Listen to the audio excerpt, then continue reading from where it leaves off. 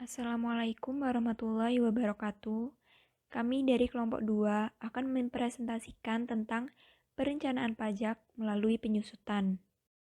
Penyusutan adalah alokasi jumlah suatu aset yang dapat disusutkan sepanjang masa manfaat yang diestimasi. Penyusutan perlu dilakukan karena manfaat yang diberikan aset tersebut akan semakin berkurang. Pengurangan nilai aset dibebankan secara bertahap. Dalam menjalankan usahanya, perusahaan melakukan pemotongan pajak yang diakibatkan adanya pengeluaran kas. Adapun aset yang lebih dahulu harus dimiliki oleh perusahaan antara lain gedung, mesin, kendaraan, peralatan, dan tanah. Di sini, pengeluaran kas digunakan untuk memberi manfaat lebih dari satu periode, tetapi dalam kepentingan pajak. Hal ini dapat menimbulkan masalah ketika penentuan pajak penghasilan. Karakteristik dari aset yang dapat disusutkan. 1. Digunakan dalam kegiatan usaha. Penyusutan dilakukan selama proses kegiatan usaha berlangsung. 2. Nilainya menurun secara bertahap. Beberapa aktiva yang tidak dapat disusutkan karena nilainya tidak menurun adalah tanah, aktiva pendanaan, barang dagangan, dan persediaan. 3. Aset berwujud dan tidak berwujud yang mempunyai manfaat lebih dari satu periode. Disusutkan jika masa manfaat lebih dari 1 tahun. Untuk aktiva tetap tidak berwujud, penyusutannya disebut amortisasi. 4. Pihak yang berhak melakukan penyusutan adalah pihak yang menggunakan aset tersebut dan pemilik.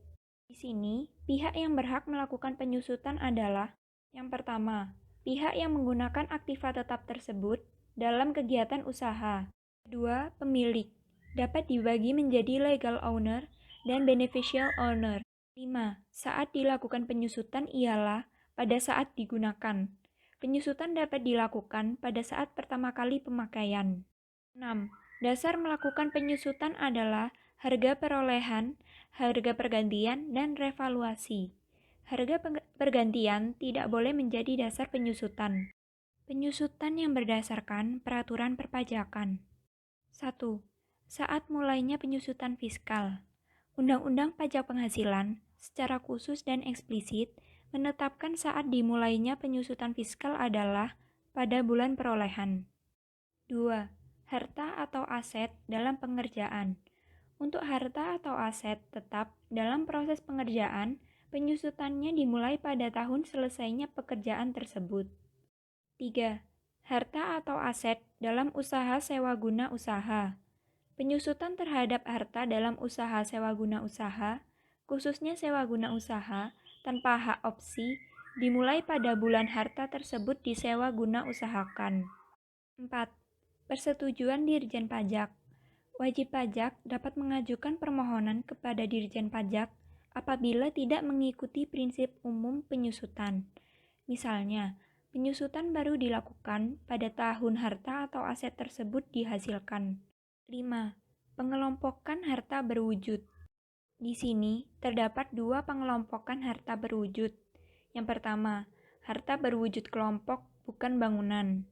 Kelompok 1 dengan masa perolehan 4 tahun, kelompok 2 dengan 8 tahun, kelompok 3 16 tahun, dan kelompok 4 dengan 20 tahun. Yang kedua, harta berwujud kelompok berupa bangunan. Bangunan permanen dengan masa manfaat 20 tahun dan bangunan tidak permanen dengan masa manfaat 10 tahun.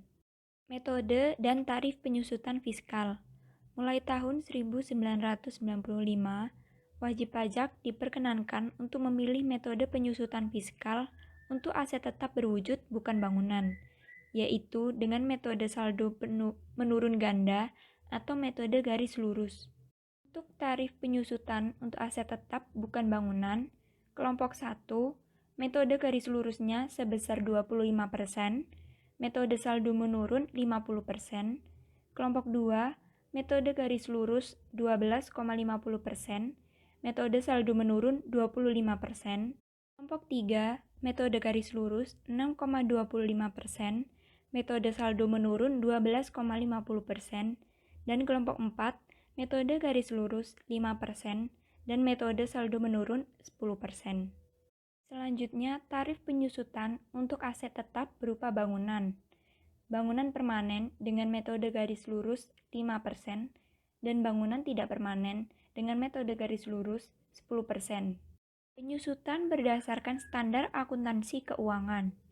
Yang pertama, jumlah yang dapat disusutkan adalah jumlah perolehan suatu aset atau jumlah lain yang disubstitusikan untuk biaya perolehan dalam laporan keuangan dikurangi nilai sisanya.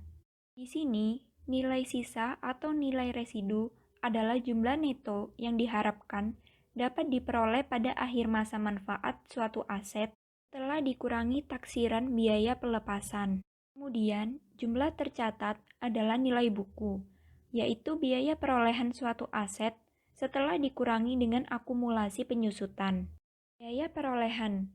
Biaya perolehan adalah jumlah kas atau setara kas yang dibayarkan atau nilai wajar imbalan lain yang diberikan untuk memperoleh suatu aset pada saat perolehan atau konstruksi sampai dengan aset tersebut dalam kondisi dan tempat yang siap untuk digunakan.